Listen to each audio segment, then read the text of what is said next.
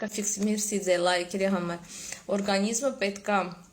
ֆիքսվի, մարմինը պետք է սովորի այդ քաշի, որովհետև փոխվում է արյան քանակը, անոթների երկարությունը, ներքին օրգանների դիրքը եւ օրգանիզմի համար աղրելի մեծ աշխատանքը, որ այդ ամեն ինչը հարմարացնել։ Ճարպը իջնում է,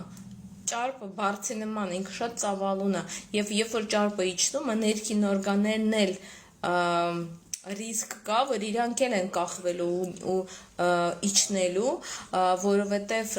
արագ նիհարել կամ սխալ նիհարելու դեպքում տենց շատ հաճախ լինում է, նույնը կատարվում է մաշկի հետ, ներքին օրգանների հետ եւ այլն, դրանից տարապում է եւ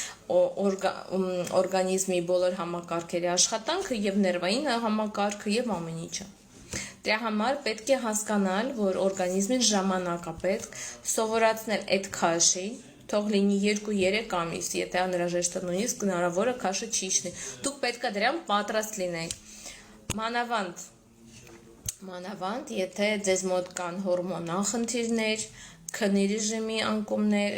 տատանումներ եւ ֆիզիկական ցածր ակտիվություն, այսինքն եթե դուք ֆիզիկապես ակտիվ չեք,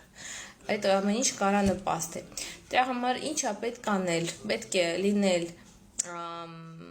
զինված գիտելիքներով, փոխել սնվելու ձևը, փոխել սնվելու սովորությունները, ժամերը տեղափոխել, սպիտակուցի քանակը փոխել, ափսեի պարունակությունը, ինչ-որ փոփոխություն է պետք, որովհետև օրգանիզմը ադապտացվում է եւ սովորում է նույնությամբ։ Դա նույնը ինչ-որ մկանների հետ, երբ որ մարզանք ես անում, ինչքան ուժեղ մարզանք լինես, ինչքան էլ բռնվես սկզբից, անցնելու է 3-4 ամիս, օրգանիզմդ մկաները սովորելու են այդ մարզանքին եւ արդեն չես զգալու այդ վարժությունների էֆեկտը չես զգալու։ Всё, օրգանիզմը ադապտացվել է, սովորել է։ Մենք շատ խելացի օրգանիզմ ունենք։ Դրա համար խորհուրդ տրվում տրեներների կողմից ամեն 3-4 ամիս փոխել ծրագիրը եւ մարզվելու